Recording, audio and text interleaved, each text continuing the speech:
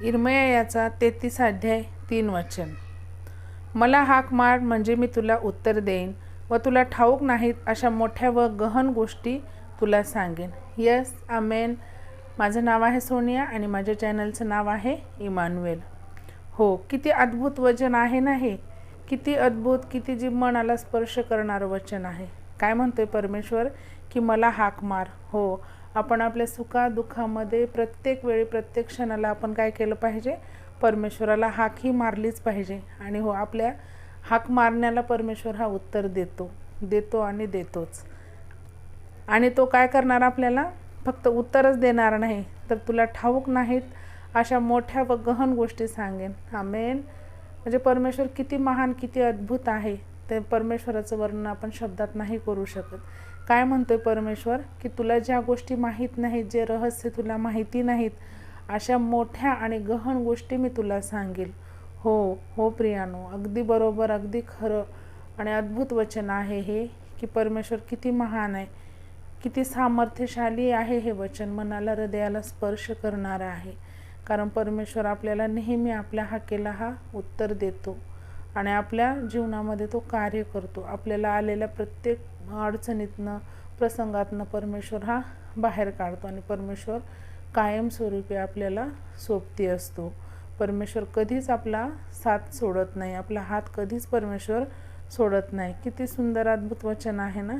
की मला हाक मार म्हणजे मी उत्तर देईन. जेव्हा आपण ह्या जगामध्ये जगत असतो जीवन, तर तेव्हा आपल्याला असं कोण व्यक्ती अशी म्हणते की तुम्ही मला हाक मारा तर मी तुम्हाला काय करेन, उत्तर देईन. म्हणजे मी तुमच्या मदतीला धावेल, मी तुमच्यासाठी झटेल, असं कोणीच म्हणत नाही प्रियांनो.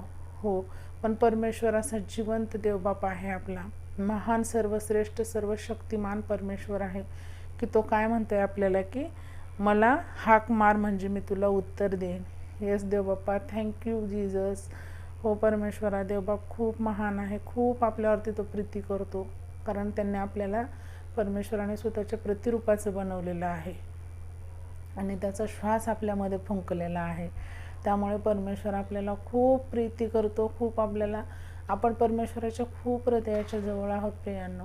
त्यामुळे आपण सतत काय केलं पाहिजे, परमेश्वराचा धावा केला पाहिजे. परमेश्वराच्या चरणी लीन नम्रतेनं आपण राहिलं पाहिजे. परमेश्वराच्या नेहमी आपण कसं एक पाऊल पुढे जाऊ, परमेश्वराच्या जवळ जाऊ, ह्याचा विचार करून आपण याच्यावरती कार्य केलं पाहिजे. हो, तर आपण छोटीशी प्रार्थना करूया. परमेश्वर करो की हे वचन आशीर्वादित हो तुम्हासाठी, माझ्यासाठी, आपणा सर्वांसाठी. Hallelujah, hallelujah. धन्यवाद, धन्यवाद, धन्यवाद. आकाश पृथ्वीच्या निर्माण करत्या बाप्पा. हो परमेश्वरा, किती अद्भुत, किती सुंदर तुझं वचन आहे माझ्या राजा. इर्मया 33:3 मध्ये तू काय म्हणत आहे माझ्या राजा की मला हाक मार म्हणजे मी तुला उत्तर देईन आणि तुला ठाऊक नाहीत अशा मोठ्या आणि गहन गोष्टी तुला सांगेन.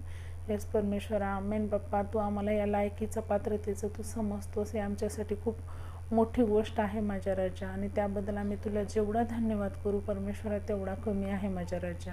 हो परमेश्वरा, ह्या जीवनाबद्दल, ह्या दिवसाबद्दल तुझे धन्यवाद करते माझ्या राजा आणि ह्या अद्भुत वचनासाठी तुझे कोटी कोटी धन्यवाद करते माझ्या राजा.